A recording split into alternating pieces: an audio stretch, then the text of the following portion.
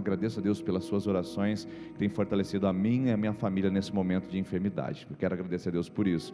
E o pastor Samuel falou sobre Vida Mais semana passada, e na semana que vem nós falaremos sobre outro assunto relacionado a essa vida plena que Deus quer dar para a sua vida e para o seu coração. Muitas pessoas vivem uma vida menor do que Deus gostaria que vivesse. Isso não é culpa de Deus, isso não é culpa da sociedade, é a culpa da nossa posição no reino e a nossa posição como filhos de Deus. Então, venha descobrir terça-feira o que significa vida plena. Eu convido você a trazer alguém para estar conosco aqui nesse lugar. E o último aviso, relacionado aos nossos dízimos e ofertas, pessoal, nós podemos também receber o seu dízimo e a sua oferta através das máquinas de cartão de crédito, tá bom? Algumas pessoas têm nos procurado e perguntado: pastor, às vezes eu não estou com dinheiro na igreja, ou eu não costumo usar dinheiro, todo o meu dinheiro é usado com dinheiro de plástico, e eu gostaria de ofertar na igreja de uma maneira mais segura, mais tranquila. Você pode fazer de 3 maneiras, queridos. Pode colocar o dinheiro nesse envelope e trazer aqui à frente. Você pode fazer por depósito bancário, tá bom? Que tem lá no nosso site as contas que você pode fazer por transferência, e você pode fazer também via cartão de crédito e débito, tá bom? Nós temos a maquininha, você pode fazer isso. Hoje em dia, né, quase 60% das pessoas não usam mais dinheiro de papel nas suas carteiras, então nós não estamos cometendo nenhum pecado. Eu acredito que logo logo as pessoas vão dar dízimo e oferta em bitcoins, talvez, quem sabe, não é verdade, a moeda virtual. A gente simplesmente encontra novas maneiras de poder contribuir. Então, se você hoje veio preparado para entregar o seu dízimo, a sua oferta, a sua contribuição, eu quero louvar a Deus pela sua generosidade. Você que é visitante dessa comunidade, você não precisa se constranger, tá bom? Mas caso você queira ofertar essa manhã, também é muito bem-vindo. Esses envelopes em branco aí na frente da sua cadeira são para você devolver a sua oferta e trazer aqui no altar do Senhor. Vamos colocar em pé mais uma vez. Nós vamos devolver isso com alegria, porque a Bíblia fala que sem alegria é melhor o dinheiro ficar no seu bolso, porque Deus ama quem dá com alegria. Se Ele ama quem dá com alegria, quem dá com tristeza não é aceito. Então fique com o seu dinheiro aí se você está triste, mas se você está feliz porque Deus tem sustentado sua vida, você pode vir aqui à frente e devolver seu dízimo e sua oferta. Ele é fiel para cumprir tudo que me prometeu, tudo que me prometeu é meu. Ele é fiel para cumprir tudo que me prometeu, tudo que me prometeu é meu.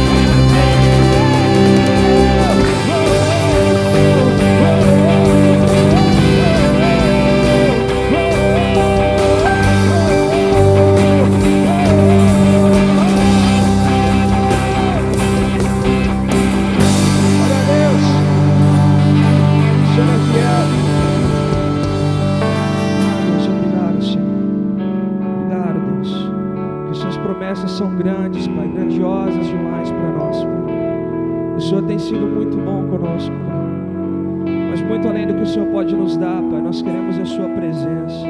Queremos mais de Ti.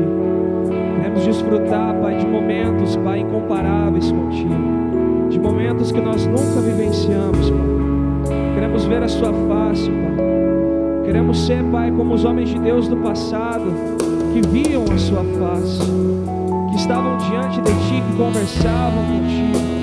Pois o véu já foi rasgado e nós não temos mais temor, Pai. O verdadeiro amor lançou fora todo o medo. Todo o medo foi lançado pelo véu rasgado, pela morte na cruz. Todo o medo foi retirado. Por isso que nós possamos nos livrar desse temor, Pai, em nossas mentes, em nosso coração, para irmos além na Sua presença, para desfrutarmos do relacionamento contigo e vivemos novidade de vida a cada dia, novidade.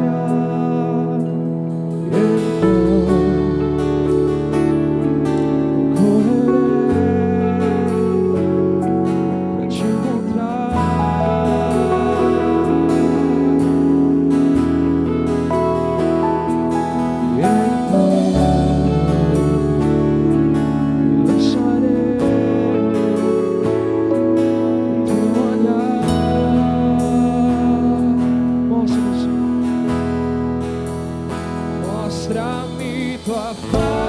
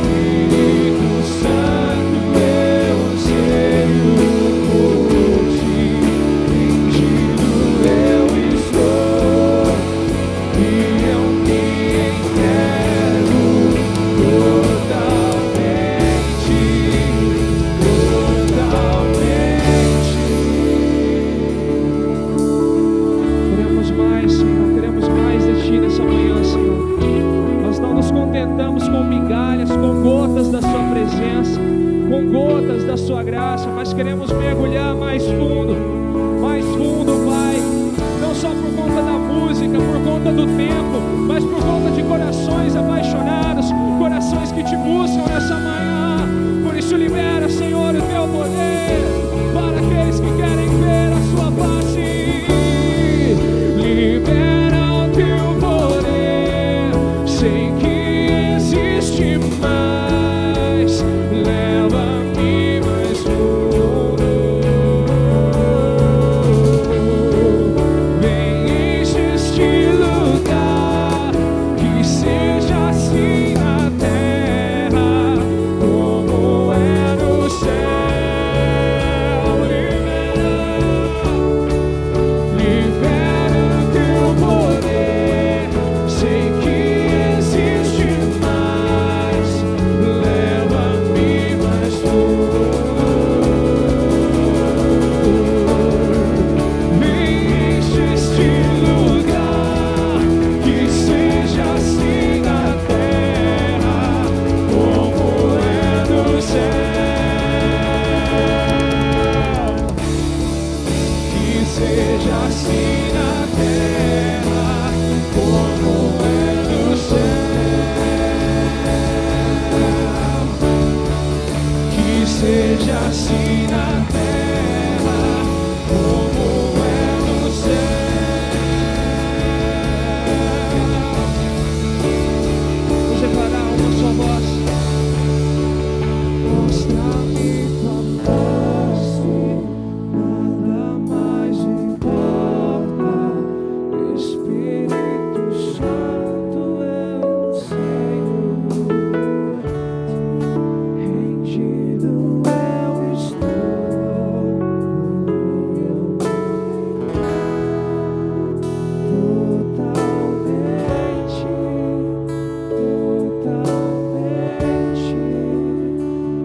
mostra-me tua face, nada mais importa. Espírito Santo, eu sei, por ti rendido nos rendemos e nos entregamos totalmente.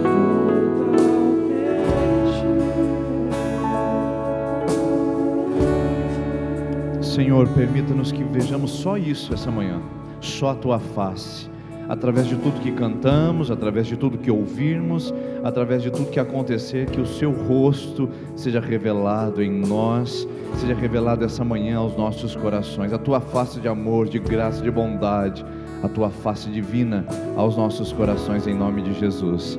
Amém. Você pode se sentar, por gentileza. Obrigado, equipe de adoração.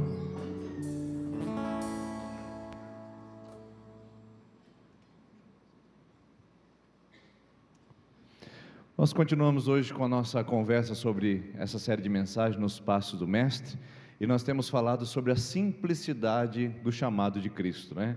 A simplicidade de servir a Jesus. Eu fico preocupado com o nível de complexidade que tem se tornado o cristianismo, cheio de regras, cheio de padrões, cheio de modelos, né? Esses dias uma pessoa mesmo me procurou e falou assim: pastor, eu não gosto quando canta na igreja a música que coloca Deus como você.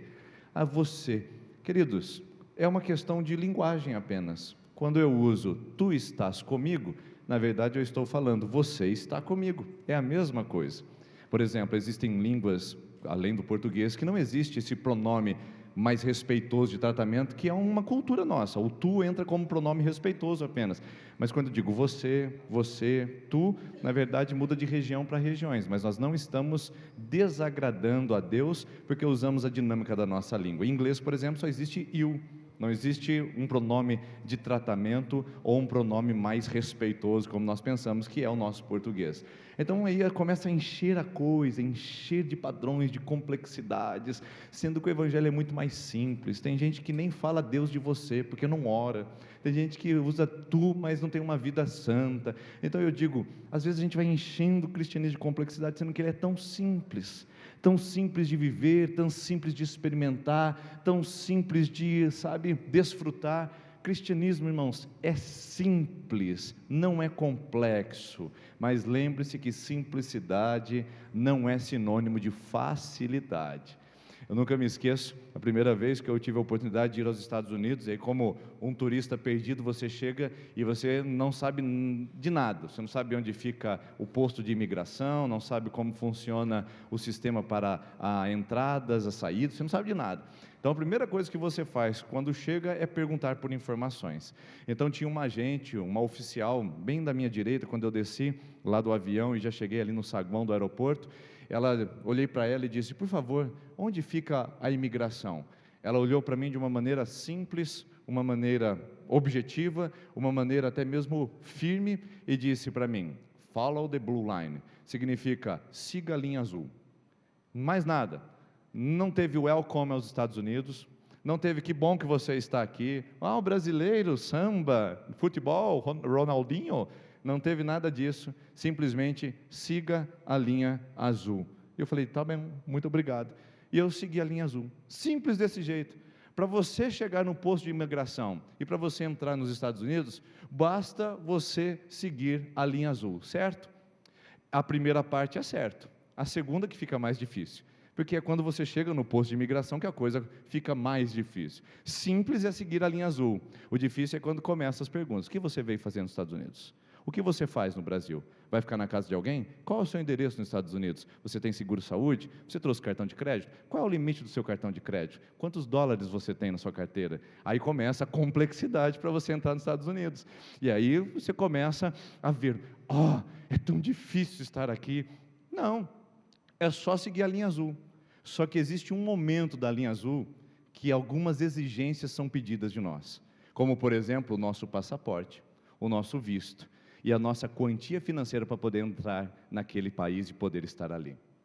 Cristianismo é o mesmo sistema. Seguir a Jesus não é complexo. Basta você seguir a linha azul, no caso, seguir a Jesus. Basta você olhar para o Mestre e andar com o Mestre. Mas existem alguns momentos onde essa linha azul vai parar e vai pedir de nós algumas exigências. Vai pedir de nós algumas decisões. E é aqui que existe a diferença entre o verdadeiro andar com Jesus, o verdadeiro discipulado e uma religiosidade superficial. Porque todos podem ir pela linha azul, mas apenas alguns conseguem passar pelo posto de imigração. Todos podem seguir a Jesus, mas apenas alguns ultrapassam o posto de apenas um seguidor para um discípulo verdadeiro que vai andar com o Mestre. E isso é muito comprovado e provado para mim em Lucas capítulo de número 5. Onde a palavra de Deus diz: simplesmente siga. E esse é o tema dessa manhã com você aqui, que eu gostaria de compartilhar. Em relação a seguir os passos do Mestre, simplesmente siga. Siga em frente, vá em frente, esteja preparado para quando o Evangelho e quando esse seguir pedir e fizer exigências ao seu coração e à sua vida. Olha só o que está escrito em Lucas capítulo 5, é o texto que eu gostaria de compartilhar com você aqui essa manhã. Depois disso, Jesus saiu e viu um publicano chamado Levi, sentado na coletoria, e disse-lhe: siga-me. Olha aí, é só seguir a linha azul, queridos, siga-me. Mas aí levantou-se Levi, deixou tudo e o seguiu. Então Levi ofereceu um grande banquete a Jesus em sua casa.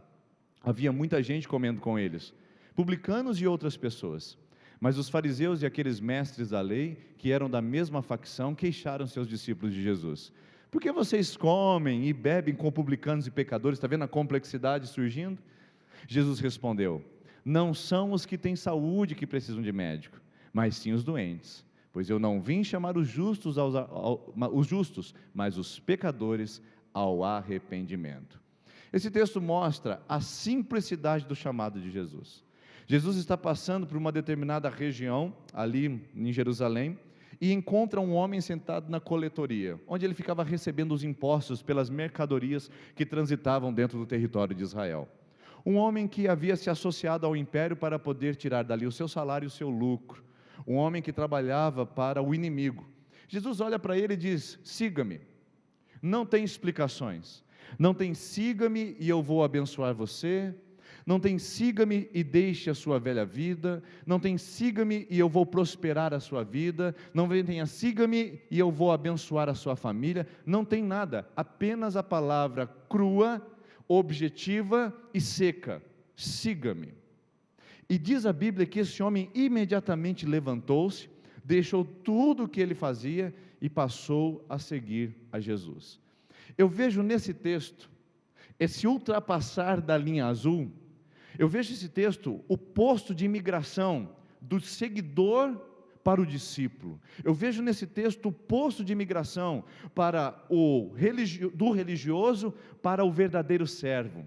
Eu vejo aqui o posto de imigração daquele que é um frequentador do Evangelho para aquele que é um compartilhador do Evangelho. Eu vejo aqui a nossa decisão de poder andar nos passos do Mestre. E a primeira coisa que eu vejo nesse texto, o primeiro destaque que eu gostaria de dar para você aqui, é que esse chamado é simples, porque ele chama os pecadores. Jesus está andando no meio do povo. Jesus não está andando no meio do templo, pessoal. O que eu acho mais fantástico na pessoa de Jesus é que ele quer escolher 12 pessoas para andar com ele. Ele quer escolher discípulos para propagar o evangelho dele. E ele anda no meio da multidão, ele anda no meio do povo, ele anda no meio da sociedade. Ele não está andando no meio dos saduceus, no meio dos fariseus. Ele não está na estirpe sacerdotal. Ele está se acotovelando com gente simples, com gente humilde e inclusive com gente de baixo escalão moral, como coletores de impostos. Se você não sabe, a classe mais odiada pelos judeus naqueles dias eram os coletores de impostos. Porque eles trabalhavam para o Império Romano para extorquir as pessoas. Tinham duas classes de coletores de impostos: aqueles que coletavam impostos das propriedades e os que coletavam impostos de mercadorias. Ao que dá a entender, o Zaqueu, maioral dos publicanos em Lucas 19, é o coletor de impostos de propriedades, porque ele é o maioral, ele é o poderoso dos publicanos, ele é o chefe dos chefes. E ao que dá a entender, o Levi, nesse caso, nesse texto, é o coletor de impostos de mercadorias. E ali eles deitavam e enrolavam, porque poderia dizer: quanto que está a sua mercadoria? Aí eu trouxe 10 sacos de trigo, então você deixa aqui para mim um saco e eu vou pagar Roma do seu imposto. Meio saco ficava para ele, meio saco de trigo ficava para Roma. Ou seja, esses homens eram chamados de corruptos, esses homens eram chamados de extorquidores, esses homens eram chamados de gente de baixo padrão moral, porque estavam trabalhando para o inimigo. Quando você vê aquelas conversas, por exemplo, no Jornal Nacional, ou no Jornal da Band, que o fulano desviou R$1 milhão da educação da cidade, o outro desviou R$2 bilhões da saúde no Brasil, não te dá um nojo? Não te dá uma sensação de revolta? Não te dá um fastídio, dizendo assim: eu não aguento mais isso? Era esse sentimento que você tem em relação aos nossos crimes de colarinho branco, que os judeus tinham em relação aos coletores de impostos.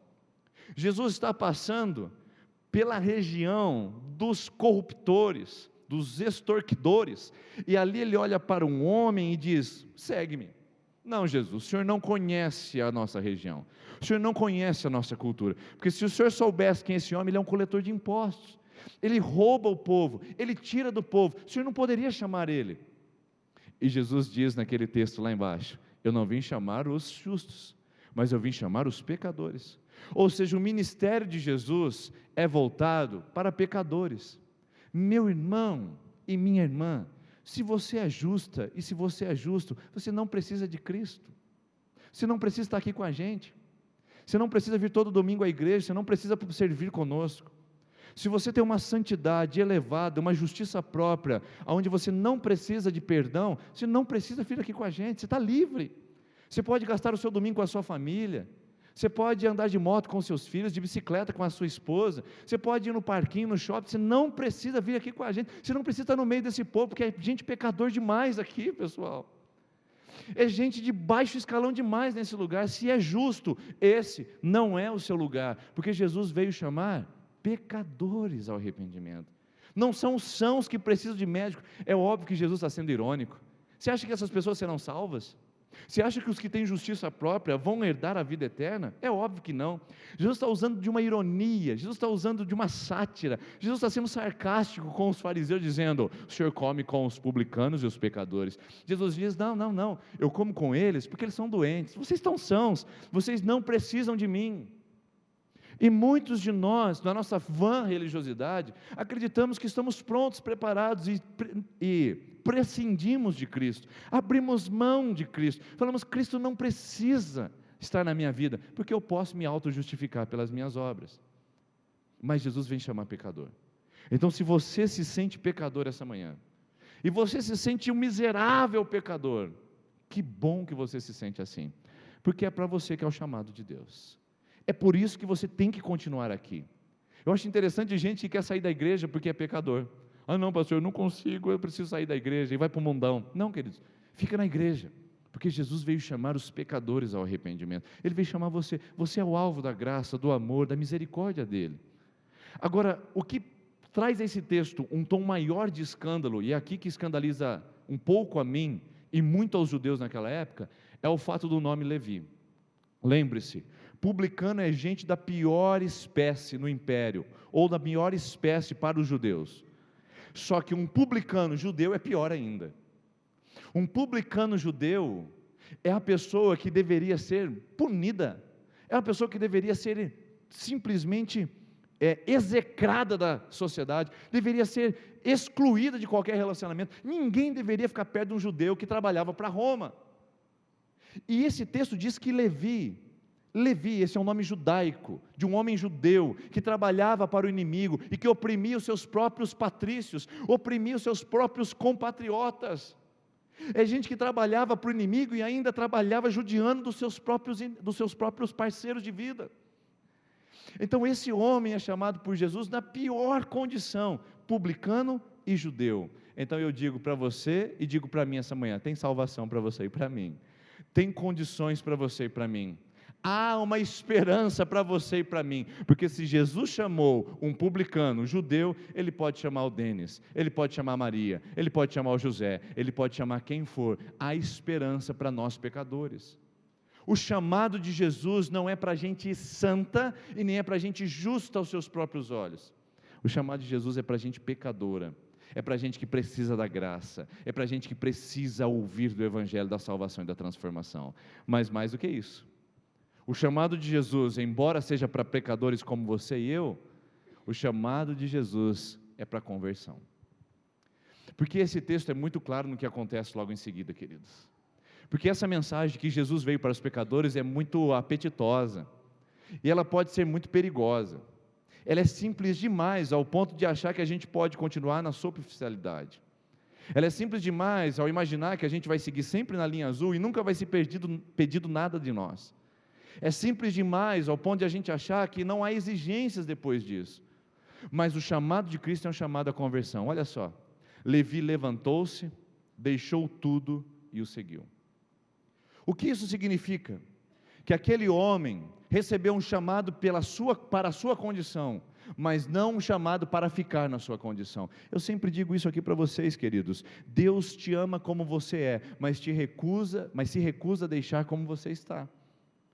Falar assim, usar o argumento, Deus me ama do jeito que Ele quer, do jeito que eu sou, mas eu posso continuar do jeito que eu estou, é uma mentira, é um engano. E tem gente que pensa isso o tempo todo.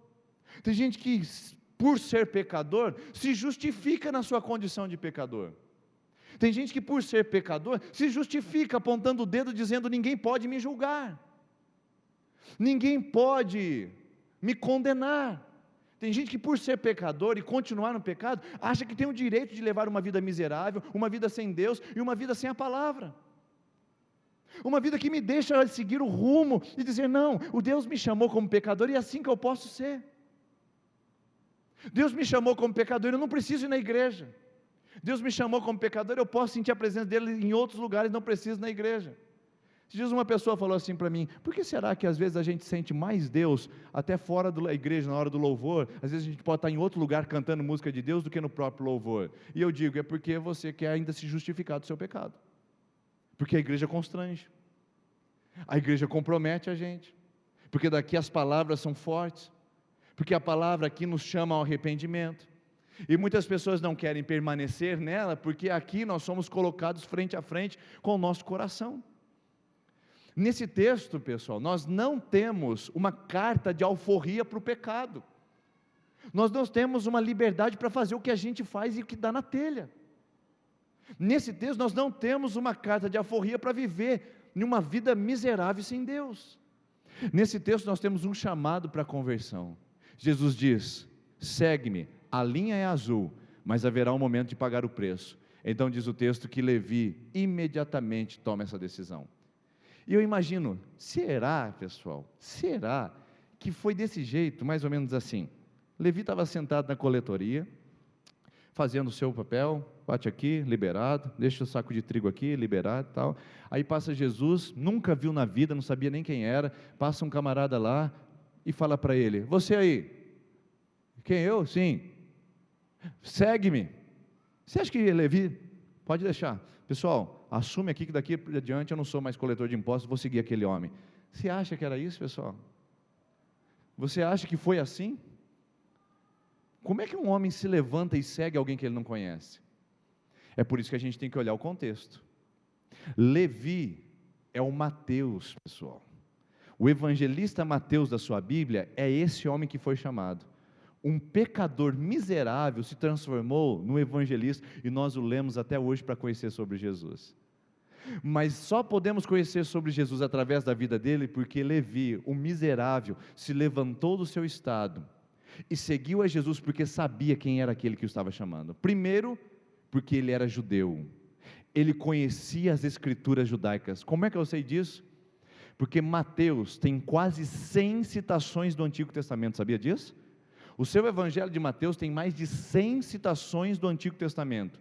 Se você juntar o evangelho de Marcos, de Lucas e de João, colocar todos juntos, eles têm menos citações juntos do Antigo Testamento do que o evangelho de Mateus tem sozinho.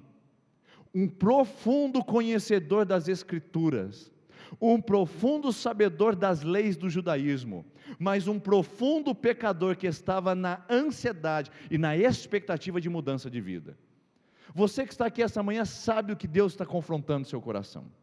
Você que está aqui essa manhã sabe que passos você tem que dar para seguir o Mestre, porque você já conhece a palavra, você sabe o que está certo e o que está errado na sua vida, você está na expectativa de um chamado no seu coração. Só que eu quero dizer para você, esse chamado não vem complexo, esse chamado não vem com um anjo do céu, com uma espada fluorescente na mão, esse chamado não vem com uma voz estrondosa, uma voz trovejante do céu, dizendo: o meu filho, venha me seguir. Esse chamado não vem com promessas de vida plena, ou de vida abundante, ou de vida sem dificuldade, sem sofrimento. Esse chamado vem simplesmente com: segue-me, segue-me, porque você sabe quem está te chamando.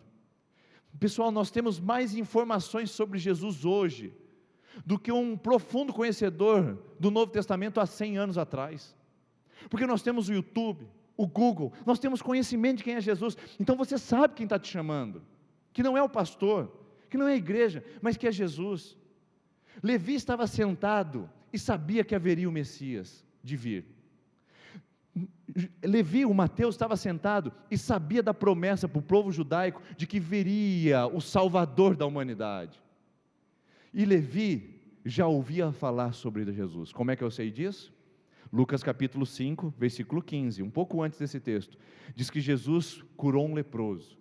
E quando ele curou um leproso, a sua fama se divulgou por todo o lugar, ao ponto de Jesus ter que subir no monte e ficar solitário, tamanha era a sua fama naquele momento.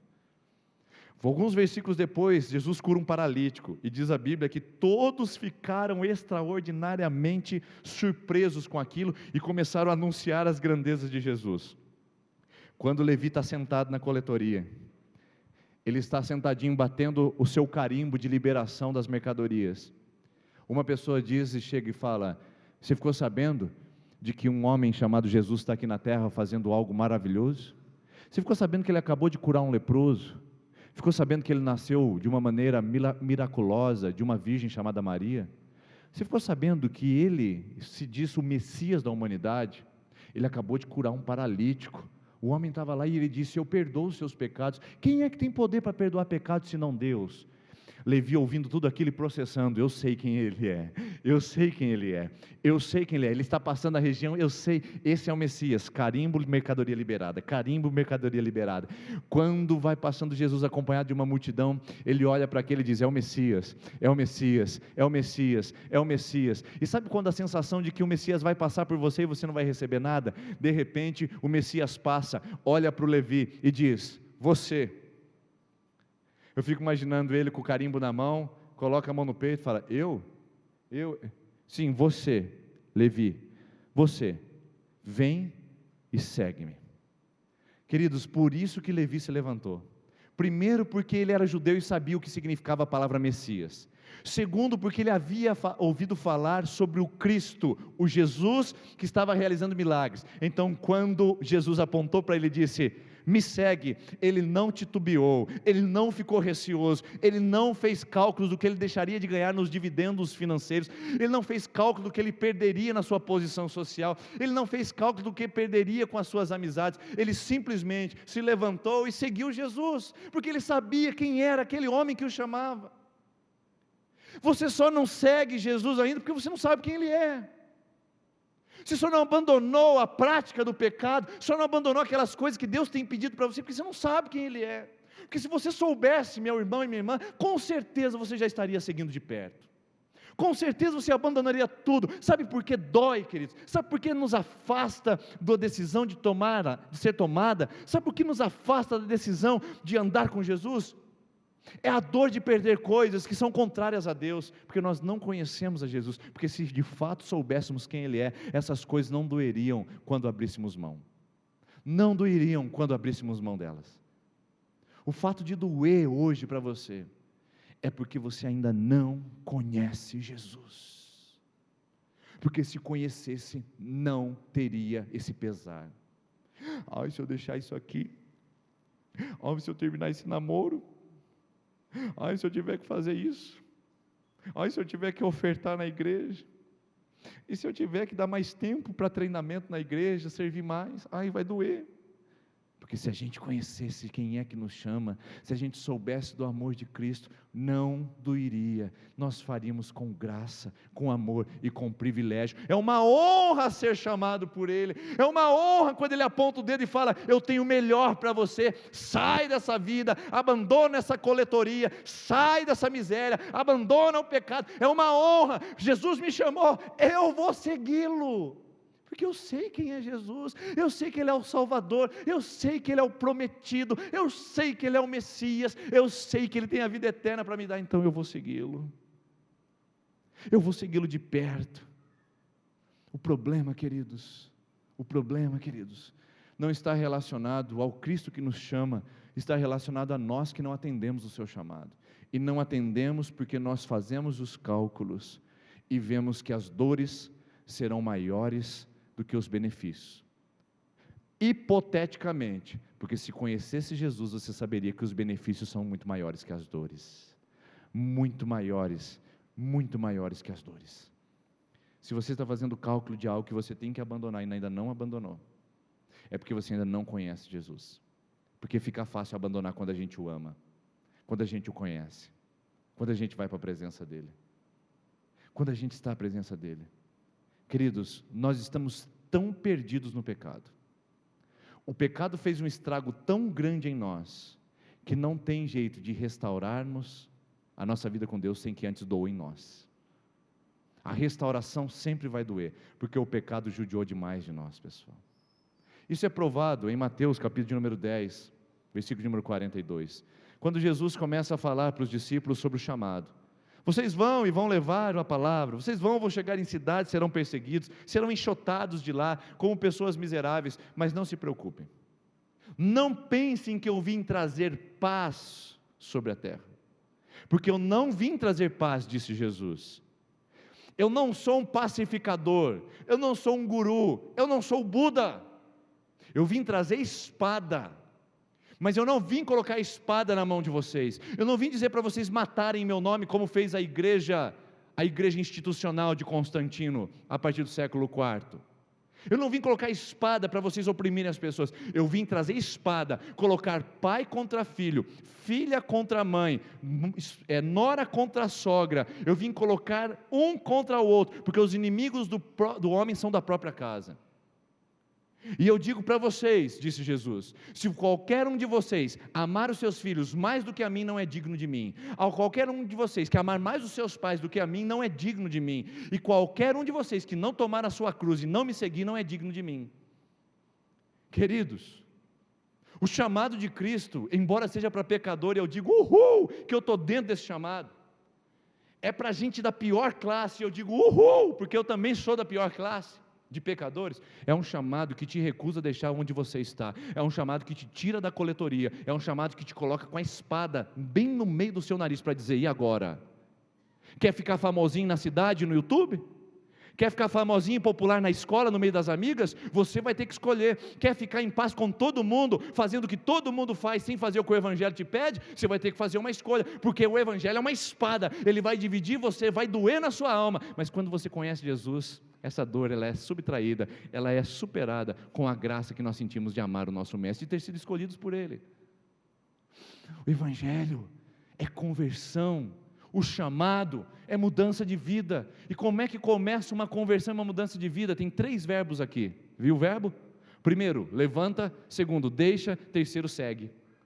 Pessoal, verbos são utilizados na gramática para dar a intenção de ação. Não está aqui por um acaso. Lucas não escolheu esses 3 verbos para deixar para a gente registrado que o Levi tomou decisões para seguir Jesus. Primeira decisão, levantar. Como é que começa, meu jovem, uma mudança na sua vida? Levanta. A Bíblia diz no Salmo de número 1: bem-aventurado é aquele que não anda segundo o conselho dos ímpios, não se detém no caminho dos pecadores, nem se assenta na roda dos escarnecedores. Assentar é compartilhar. Assentar é ser dominado pelas ideias da pessoa. Assentar é continuar andando do mesmo jeito, é simplesmente ter afinidade com aquilo. Ah, meus irmãos, ninguém será transformado se não tomar a decisão de se levantar. Tem que recobrar consciência, tem que buscar sanidade, tem que se dispor, tem que se levantar. O pecado, a vida sem Deus, a distância, a religiosidade, talvez esteja sufocando você, e você está sentado no meio dos pecadores, sentado à roda dos escarnecedores. Todo mundo tira sarro do crente lá no seu trabalho, e você dá risada como se você não fosse. As pessoas falam mal de um membro da sua igreja, e você fica quieto como se você não fosse também. Você fica sentado, compartilhando. Esses dias eu estava num lugar, como eu estava viajando esses dias cuidando de algumas coisas, eu estava num lugar, e tinha uma pessoa que se dizia crente, porque a conversa era bem diferente. A conversa falando de um amigo que tinha problemas na sua disposição sexual, um homossexual, e falando assim como se essa pessoa precisava ser respeitada no seu pecado, ela precisava ser acolhida no seu pecado, porque ela estava sentada, o grupo dela é todo de pessoas homossexuais, e ela se diz crente. Eu não tenho nenhum problema, pessoal, em assentar com pessoas que têm problemas de homossexualismo, porque eu também me assento no meio de mentiroso, eu também me assento no meio de pessoas adúlteras, eu também me assento no meio de pessoas que têm problemas com seus impostos. Não há nenhum problema, porque nós estamos falando de pecado. Só que eu não posso sentar na roda e dizer assim: ah, rapaz, não importa você adulterar não, importa que você seja feliz. Eu me assentei à roda dos escarnecedores. O mentiroso que está mentindo para o filho, mentindo para a esposa, mentindo suas finanças. Não, rapaz, é melhor você mesmo poupar, não mostra para sua esposa seu dinheiro não, porque depois ela vai querer gastar no shopping. Me assento na roda de homossexuais e diz: não, vocês podem ficar assim, o importante é vocês serem felizes, Deus acolhe vocês, porque vocês são pecadores como eu. Deus ama o pecador, mas Deus é intolerante ao pecado. Deus ama o pecador, mas é intolerante ao pecado. E às vezes a gente está no meio dessas situações, na escola, no trabalho, na vida, na família, e a gente fica silenciado. Fica no meio dos amigos lá, o casalzinho de namorado da igreja, aí o casal de namorado está contando as peripécias sexuais dele, e o casalzinho de namorado está sorrindo lá, que nem um bobo da corte. Levanta, meu filho, sai da roda dos escarnecedores, toma a sua posição, toma a sua decisão, mostra quem você é. Homem foi criado para ser homem, mulher foi criado para ser mulher, e não existe um terceiro gênero na Bíblia. Mentira é mentira e precisa ser tratada com a verdade. Adultério é pecado e precisa ser tratado com a fidelidade. A vida de Deus é a vida de Deus, e eu preciso abandonar o pecado. Enquanto eu ficar sentadinho, escondido como agente 007 do Evangelho, a minha vida vai continuar sendo passada como seguidor e nunca como discípulo. A linha azul vai ser sempre bonita para mim, é só seguir, pastor, é só ir na igreja de domingo, é só ser batizado na igreja, é só dar o dízimo e oferta. Quando chegar lá, o Senhor vai pedir para você: e aí?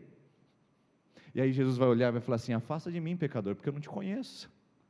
Você seguiu a linha azul, mas na hora que é para passar no posto de imigração, você não tinha um passaporte.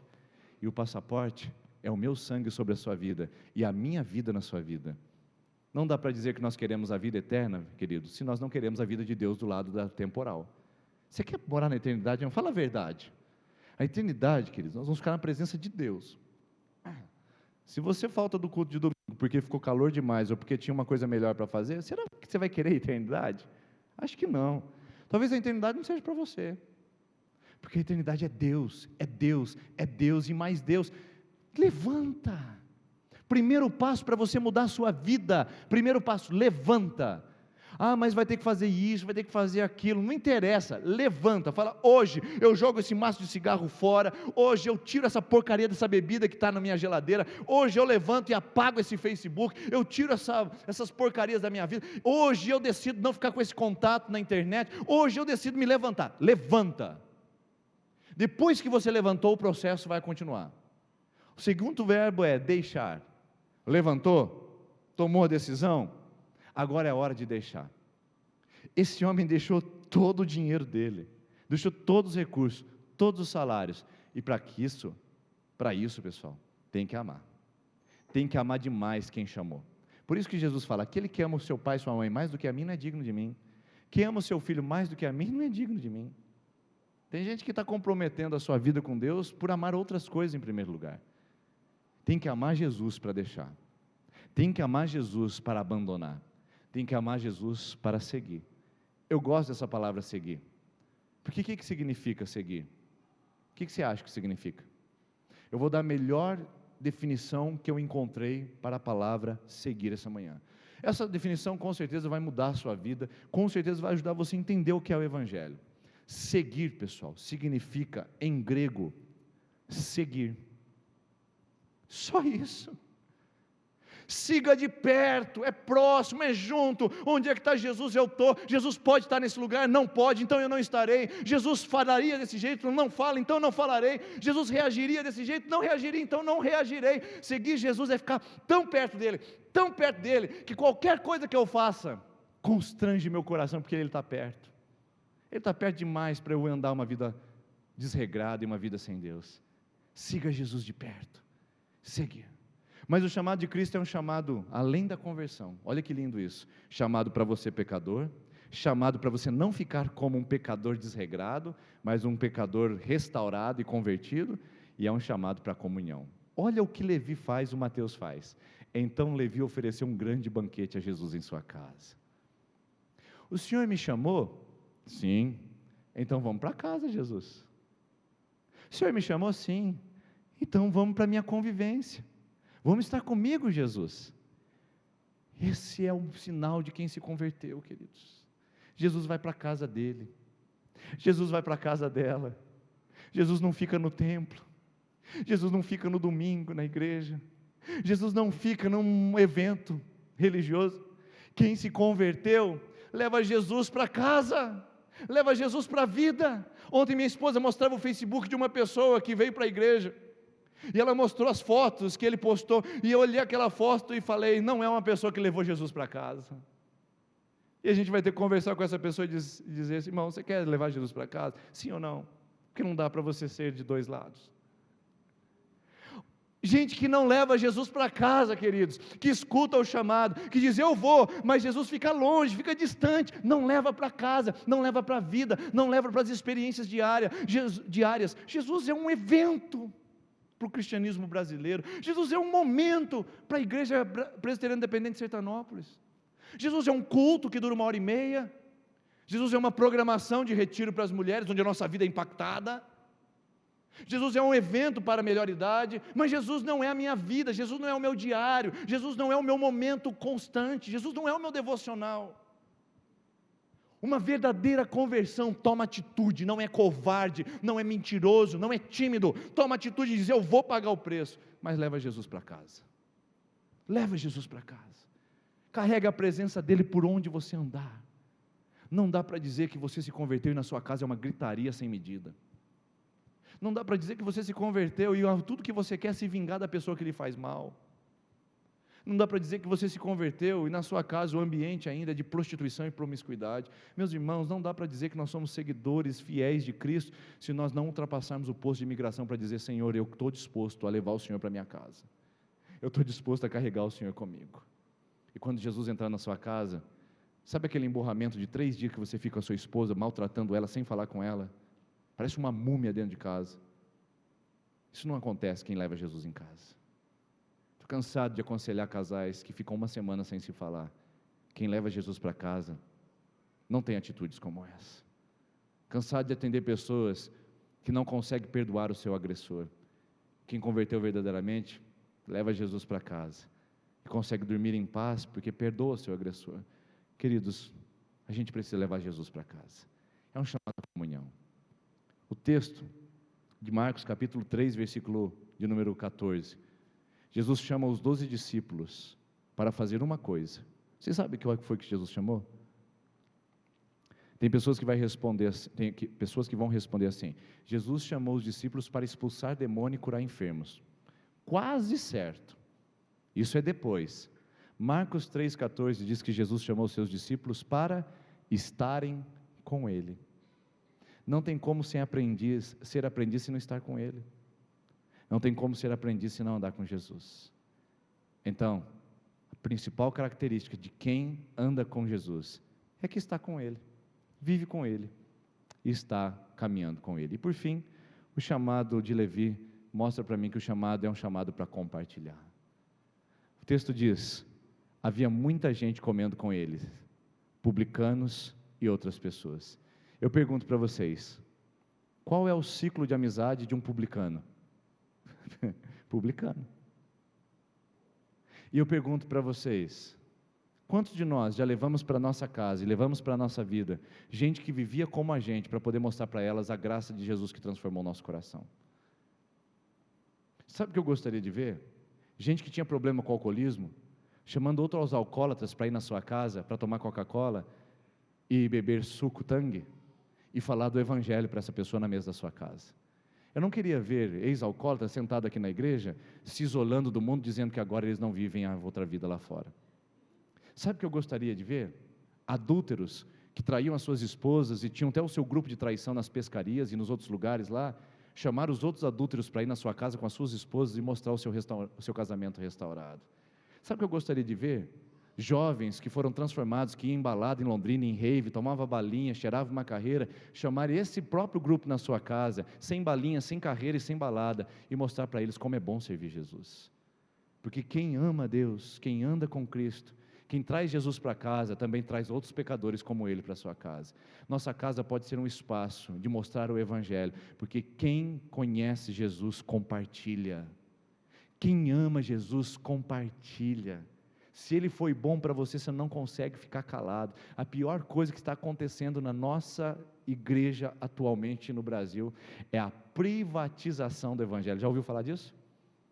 O Evangelho se transformou em algo privado, privatizado, é nosso, não é de mais ninguém, então eu seguro para mim. Ai, graças a Deus que eu fui chamado, que se lasque os que não foram chamados. Eu sou capaz de passar em frente de uma conveniência de bebida à noite, e passar com o meu carro, escutando um Fernandinho, e ver aqueles funks tocando na conveniência, aquelas meninas descendo até o chão, e eu sou capaz de olhar e dizer, graças a Deus, Deus me chamou, porque era para eu ser como um deles. Não, irmãos, graças a Deus que Deus me chamou, porque Deus também me chamou para essas pessoas mostrar o Evangelho a elas. Ou seja, quem é chamado de pecador. Você não é justo, você não é um sacristão, você não é um fariseu, você não é um saduceu, você é pecador. Esse é o melhor nome que você e eu temos. Quem é chamado para converter. Você não tem carta de alforria para ficar pecando e falando que Deus não é nada na sua vida e que você é um pecador justificado pela graça. Quem é de fato convertido, anda com Jesus, o ama e o chama para a sua casa, mostra, dá sinais de que Cristo entrou na sua vida e na sua vida diária. Mas quem é convertido e segue os passos do Mestre, compartilha por onde andar a sua graça, o seu amor e a sua bondade que está em seu coração. É isso, irmãos. É muito decepcionante ver que o maior veículo de compartilhamento da história da humanidade é mal utilizado para aqueles que têm a maior mensagem da história. As redes sociais são os maiores veículos de compartilhamento da história da humanidade.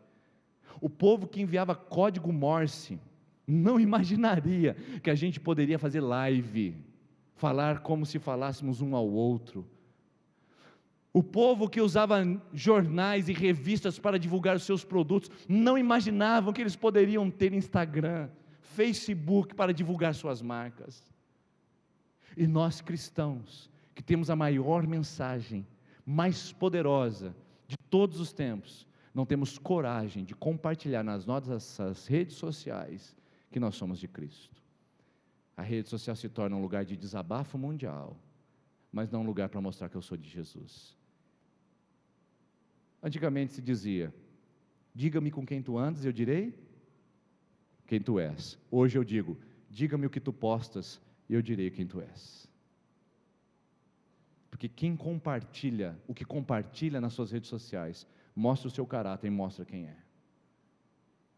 Quem compartilha Cristo e o amor de Cristo na sua vida e nas suas redes sociais, mostra que sua prioridade da sua vida é Cristo.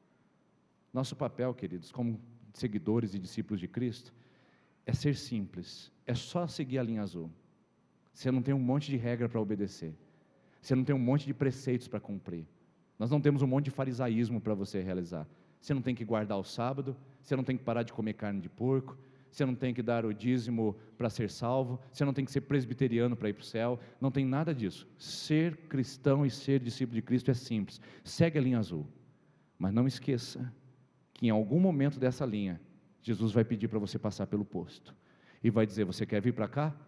Então agora mostra para mim que você de fato me segue, que você de fato me ama, de que fato você me recebeu como seu Senhor e como seu Salvador.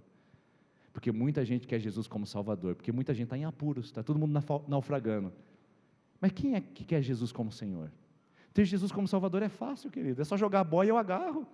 O camarada está afundando no casamento, afundando na empresa, afundando na vida pessoal, joga uma boia para ele e fala: vinde a mim, todos estão cansados, sobrecarregados. Ele agarra: é meu! Só que daí tem um nível depois que Jesus fala: eu quero ser o Senhor. E quem é que quer ser dominado? Quem é que quer entregar sua vida, sua vontade, seu coração? Jesus te chama hoje para você seguir a linha azul, que é simples, mas não é fácil, porque Ele vai chamar você à conversão, a andar com Ele e a compartilhar dEle. Ser simples não é ser superficial, ser simples não é ser fácil, ser simples é ser disposto a pagar o preço que Cristo me chama, e ser simples é apontar para essa linha azul e dizer: Senhor Jesus, eu sigo, e vamos outros seguirem juntos comigo. Nós vamos ouvir uma canção que é linda, que é maravilhosa. Eu ouvi essa canção pela primeira vez alguns meses atrás, e eu sabia que eu deveria ministrar ela com vocês em algum momento. E é uma canção que fala de João capítulo 1, dizendo quem é Jesus. E eu queria que essa manhã, nesse lugar, você soubesse quem é Jesus. Você sabe qual é a sua coletoria de impostos. Eu não preciso falar para você, mas essa manhã eu digo para você: você sabe qual é a sua coletoria de impostos. Você sabe o que você tem que abandonar e o que você tem que deixar. Você sabe o que Deus está pedindo para você fazer. Você sabe de onde você tem que se levantar. Você sabe. Eu não sei. Mas quando eu falei de coletoria de impostos e que Deus chamou um homem que estava naquele lugar para andar e ser um discípulo dele, você sabe que esse chamado é para você. E você sabe que está doendo. E nesse exato momento há uma luta no seu coração dizendo: não, mas eu não posso. Mas não é tão assim, eu não preciso abandonar isso. Levi sabia que não dava para seguir Jesus e continuando a ser corrupto. Não dá para seguir Jesus e continuar no pecado, queridos. Não dá para justificar e dizer que você tem direito de permanecer assim, porque Deus é amor e Deus é graça. Não dá para justificar. Então eu digo para você essa manhã: você sabe qual é a coletoria de impostos que Deus tem que tirar do seu coração. Você sabe o que você precisa abandonar, e você sabe a luta que você está vivendo para deixar isso agora. Mas depois que ouvir essa canção e saber quem Jesus é, tome a sua decisão. Não vai doer tanto quanto você imagina, quando você souber quem é de fato Cristo e quem é que pede para você pagar o preço. Pague o preço. Seja de fato um discípulo de Cristo. Mostre para Ele quem você é. Eu fico vendo jovens que se misturam em meio a outros jovens e não parecem nada crentes. Eu vejo pais de família que se misturam a outros pais de famílias e não parecem nada discípulos de Jesus. Irmãos, é essa aqui esquizofrenia que a gente tem que parar. A gente tem que parar com isso. Não vamos em lugar nenhum como igreja, como povo de Deus, enquanto a gente ficar nessa esquizofrenia, falar que eu estou sentado na coletoria seguindo a Jesus. Se Levi não tivesse levantado, a gente não teria o Evangelho de Mateus. Se nós não tivéssemos o Evangelho de Mateus, nós não teríamos grandes informações de quem era Cristo na nossa vida.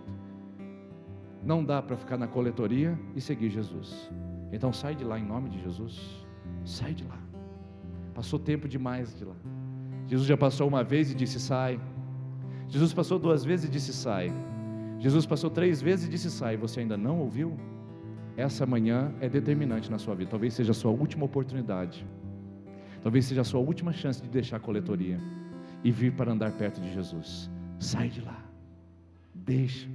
Pague o preço por isso. Se você amar Jesus, vai doer, mas não vai doer tanto quanto servi-lo e amá-lo. Ouça essa canção que diz quem é Jesus, quem Ele é, e venha seguir Ele conosco, venha seguir Ele de perto, venha seguir na linha azul mais de perto, em nome de Jesus. No princípio era aquele que a palavra estava com Deus e era Deus. Por meio dele, Deus fez todas as coisas. Nada existiria se não fosse por Ele.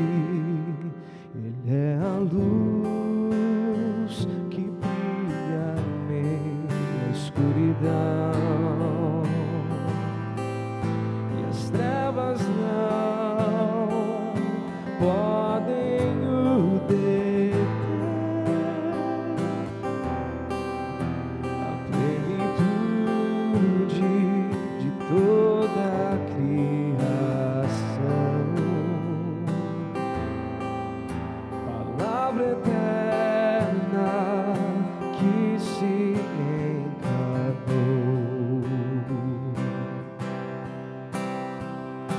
Vejam, é o Filho do Homem, Cordeiro de Deus, que tira o pecado do mundo. É o Filho de Deus, vestido de glória, graça e verdade.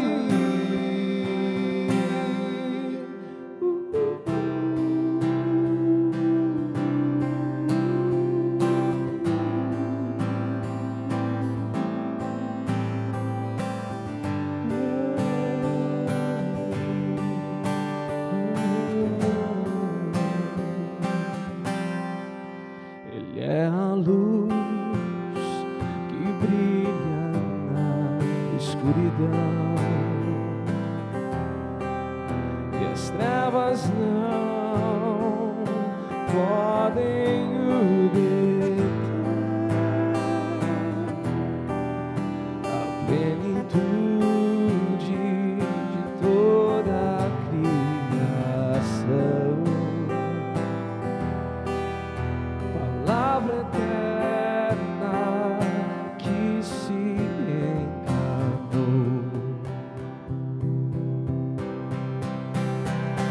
Vejam, é o Filho do Homem,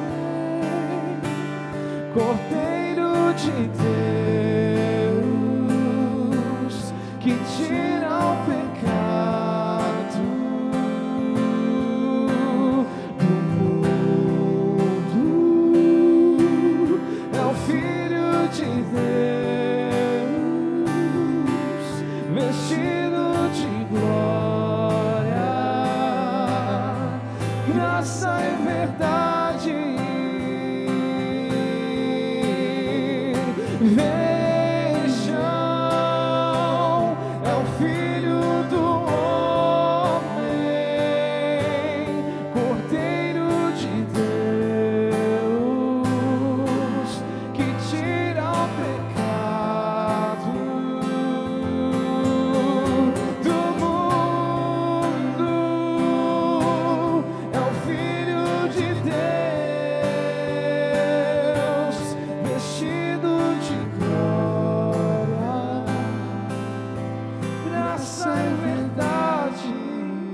queria convidar você a fechar os seus olhos nesse momento. Ele é Jesus. Nós não estamos pregando aqui uma religião essa manhã, nós estamos pregando o Filho de Deus. Siga-o, ande perto dele. Antes de encherem você de um monte de regras, de um monte de coisas que você tem que fazer para ser aceito, siga-o, chegue perto dele. E o chamado dele vai constranger você a deixar o que você tem que deixar, a abandonar o que você tem que abandonar. E você não vai abandonar por imposição, não vai abandonar por obrigação, não vai abandonar porque um pastor pregou, porque uma igreja decidiu. Você vai abandonar porque o chamado dele te constrangeu. Você vai abandonar porque você o ama, porque você o quer, porque você quer agradá-lo a todo custo, porque ele é o Filho de Deus. Ele merece a sua vida, ele merece a sua vida santa, ele merece a sua vida no altar, ele merece o seu coração. Senhor Jesus, essa manhã o Senhor nos convida, Pai, no nome do Senhor, a estarmos conscientes de que o Senhor chamou pecadores terríveis, terríveis. Eu sou um deles, e tem dezenas deles aqui essa manhã nessa igreja, e milhões deles espalhados ao redor do mundo. O Senhor chamou pecadores terríveis para fazer uma história, assim como o Senhor chamou um coletor de impostos para ser evangelista e apóstolo. Obrigado porque o Senhor não nos exclui desse chamado, mas o Senhor convida-nos a tomar uma atitude, Pai, porque embora sejamos pecadores, queremos ser discípulos, e discípulos acompanham o Mestre. Que esse homem, essa mulher, esse jovem que me escuta essa manhã, e escuta a sua palavra na minha voz, possa ser constrangido pelo toque do Espírito Santo a abandonar a coletoria, a deixá-la de uma vez por todas, e a conseguir avançar em direção ao teu chamado, e levar o Senhor para sua casa, levar o Senhor para sua vida, e melhor que isso, levar o Senhor para os seus amigos. E que essa igreja, Pai, seja cheia de Levis, de Mateus restaurados, transformados, pecadores que têm um passado terrível, mas que têm um presente em transformação, um presente em restauração e um futuro abençoado em sua presença, em nome de Jesus. Amém. Deus abençoe você, que você possa levar essa palavra no seu coração, e que essa semana o Senhor Jesus possa instruir seu coração a ser um discípulo dele e ultrapassar ao posto de imigração para ser um discípulo verdadeiro. Deus abençoe, uma boa semana. Não saia sem cumprimentar o Levi que está do seu lado. Ele é a luz